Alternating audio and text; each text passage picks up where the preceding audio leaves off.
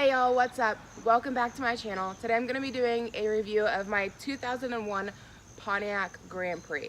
So this is it. It's a cherry red color, a little bit of white detailing here at the bottom.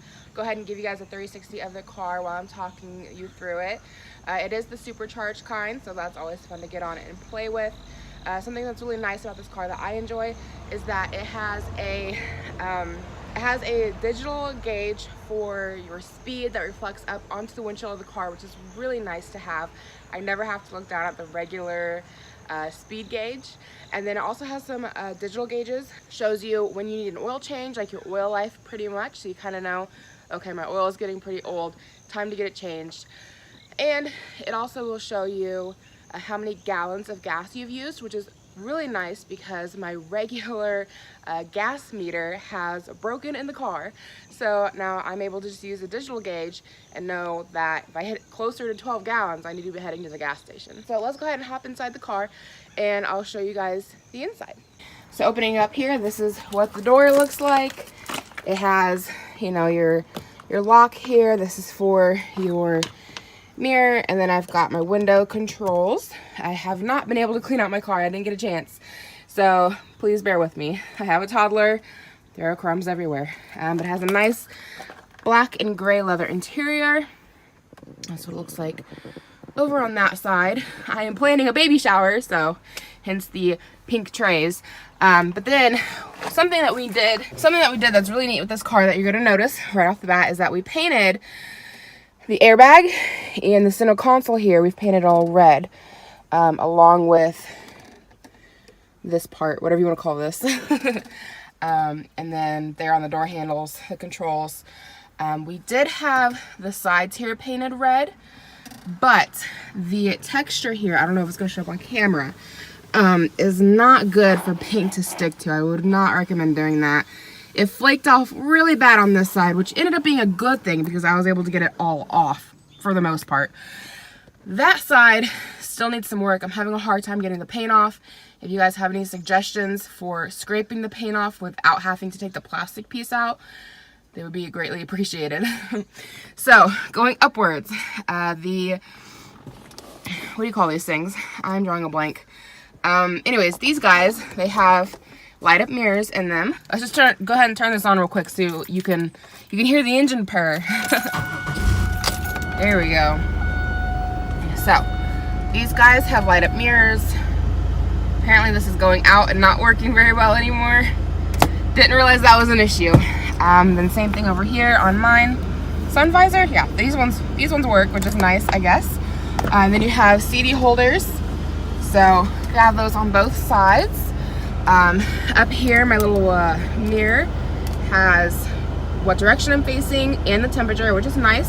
Then I also have the option for OnStar if I ever wanted to pay for that, which I really don't, but you know, I've got it there.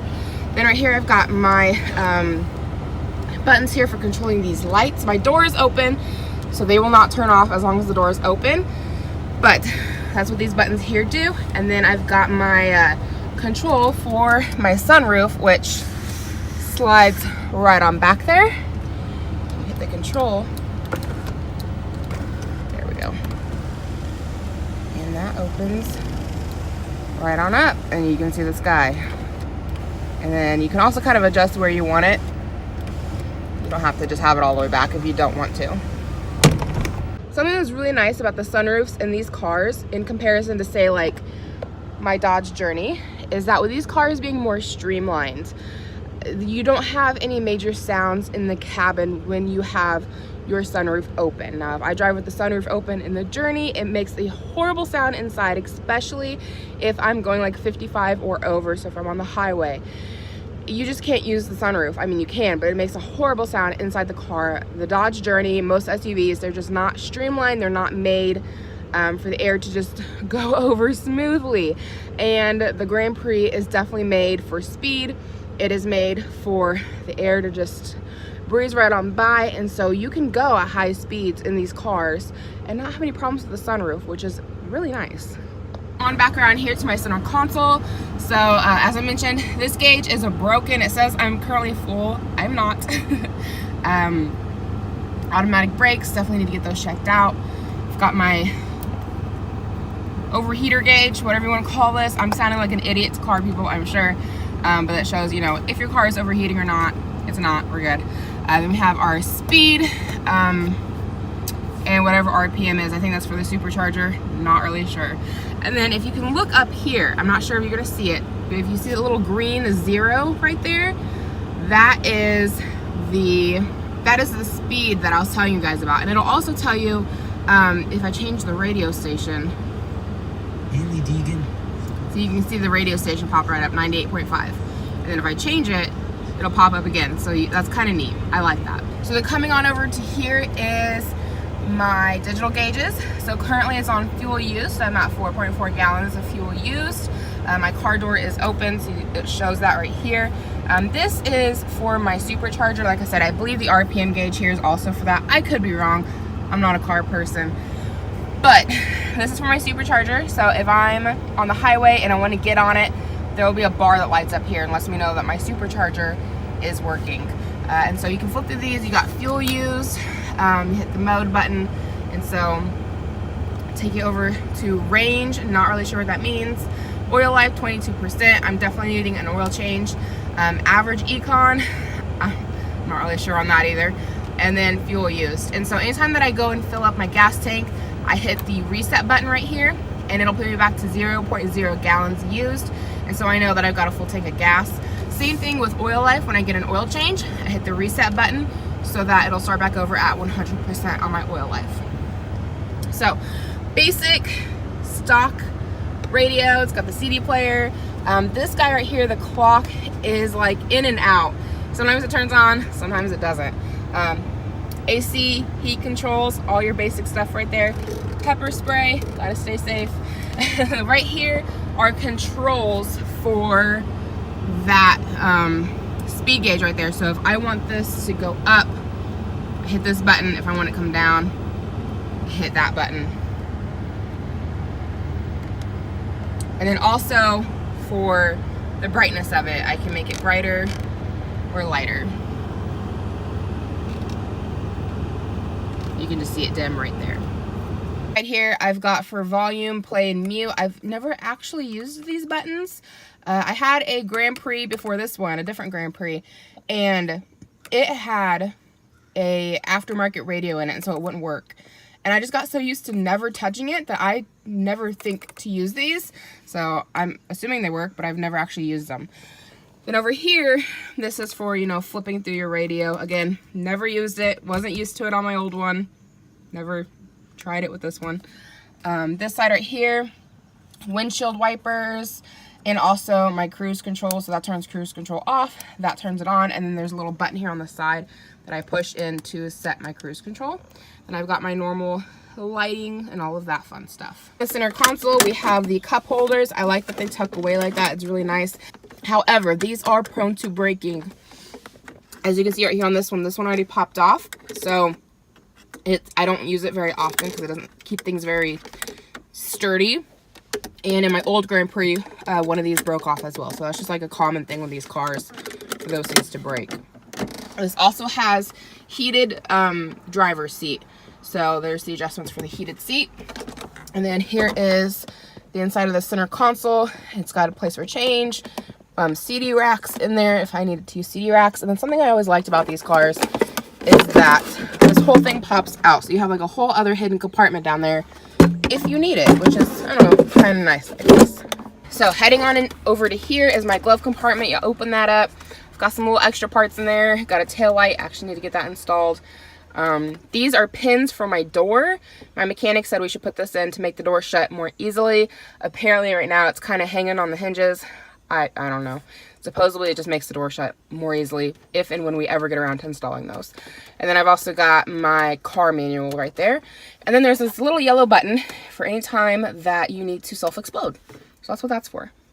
I'm just kidding. It's to pop the trunk. So you hit this and your trunk pops open. So coming on over to this side, my passenger side, you can go ahead and slide the seat up. Just folds and rolls. Again, toddler, crumbs, it's gross back here, just a heads up. You got pockets on the back of each of the seats. This seat will fold up, but it will not slide up. So not exactly conducive for toddlers. I've got him hooked here in the middle seat, so kind of hard to see what's going on behind there, but that's just kind of an overview of the back seat of my car. So pretty standard, I suppose. A little tip for getting toddlers in and out here is I like to pull this down and step over it so it's on the floorboard, and then I can come in and kind of go at a squat, and I can come and get right in here at him. So if you're a parent with a Grand Prix that's a two-door, this is probably the easiest way to do it, is just to get into the back seat with your kid. So just kind of like how I am right now, just kind of squatting in here, and just one foot out there, 1 foot in here, and I have access to my child. But again, not exactly a family-friendly car. So if I were to pull this out and move it back, this part right here folds down, and there's cup holders to it. So that's really nice. So if you have passengers back here, they have access to cup holders. I really like that feature. I'm not going to show it to you today because car seats are a pain in the ass. One other thing I'd like to mention about my car is that it is well over 200,000 miles, and it is still driving like a champ. No issues with it at all. I've had it for about 4 years. When we bought it at 150,000 miles roughly. So predominantly what we've put on it is highway miles. We've decided to retire it and make it into like the around town car, just to like try to preserve it a little bit longer. But there's no mechanical issues with it, nothing that like mechanically was saying, okay, we need to keep it in town. It's just that the miles are getting so high on it, so that's what we chose to do. However, great cars. I highly recommend them to anybody looking to get a used vehicle if you can find a Grand Prix. I had a white Grand Prix before this one. It reached well over 200,000 miles. It had a small mechanical issue with it, so I sold it to my cousin for a little bit of nothing. I don't remember what the problem was. It was been a couple of years ago, but he said he fixed it for like a couple $100, and he still drives it to this day, and that's been well over 2 years ago, pushing 3. So great cars, highly recommend them. Pontiac knew what they were doing when they made the Grand Prix. They're just built to last. Like this one is a 2001, so it's about 18 years old right now. My other one was a 97, so it hit 20 years old as of last year, and it is still on the road. So these are just great cars, and I highly recommend them. Okay guys, so that is everything for me today in review of my Pontiac Grand Prix Supercharger. I really hope you guys did enjoy this video. It's a great car, it's so much fun. I really enjoy driving it, and I definitely recommend it to anybody looking to get a Grand Prix. If you're curious about them, looking into them, I don't think you'll regret it. So thank you so much for watching this video. If you're interested in my review of the 2016 Dodge Journey, I'll leave a link to that video down below, and I'll see you guys in my next one.